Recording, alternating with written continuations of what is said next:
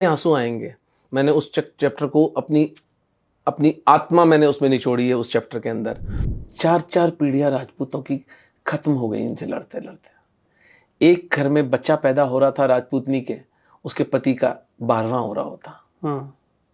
और ये एक नहीं, हजारों घरों की कहानी बता रहा हूं मैं आपको। महाराणा राज सिंह जी की बात, लगभग 1000 वर्षों तक, 1 सहस्त्र वर्षों तक ये एक परिवार मुसलमानों से सीधी टक्कर लेता है। प्रताप के ही कैटेगरी के राजा, लेकिन नाम विलुप्त हो गया हमारे इतिहास से। उनके बेटे करण सिंह, जगत सिंह और अंत में राज सिंह, जो जिन्होंने औरंगजेब तक को, ऐसा कुछ ब्रिटिश इतिहासकारों ने लिखा है कि औरंगजेब तक को जिन्होंने गिरफ्तार किया था। क्योंकि हमारा हिंदू बुद्धिजीवी, हमारी लीडरशिप, हमारे इतिहासकार, हमारे तथाकथित इंटेलिजेंसिया,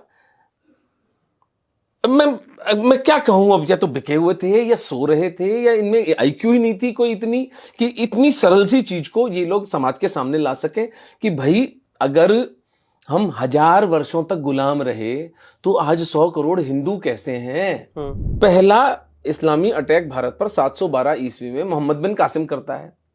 ठीक है, वो दाहिर को मार डालता है, उनके भाई को मार डालता है, उनकी बच्चियों को कैद करके वो अपने खलीफा के पास ले जाता है। 500 वर्षों तक अरबों को भारत में पैर नहीं जमने दिया, सिंध से आगे हमने नहीं आने दिया, इस पर कोई शोध नहीं हुआ। डॉक्टर राम गोपाल मिश्रा ने अपनी पुस्तक लिखी है। तुम्हारी हिस्ट्री से लेकर ही मैं बता देता हूं कि हिंदू राजाओं ने कितनी रेजिस्टेंस की थी। और इस्लामी हिस्टोरियंस ने मेवाड़ की हिस्ट्री को बिल्कुल पोंछ डाला है, क्योंकि मेवाड़ में इनके जूते बहुत पड़े थे। सहस्त्र वर्षों की गुलामी का हिंदुओं का ये झूठ है।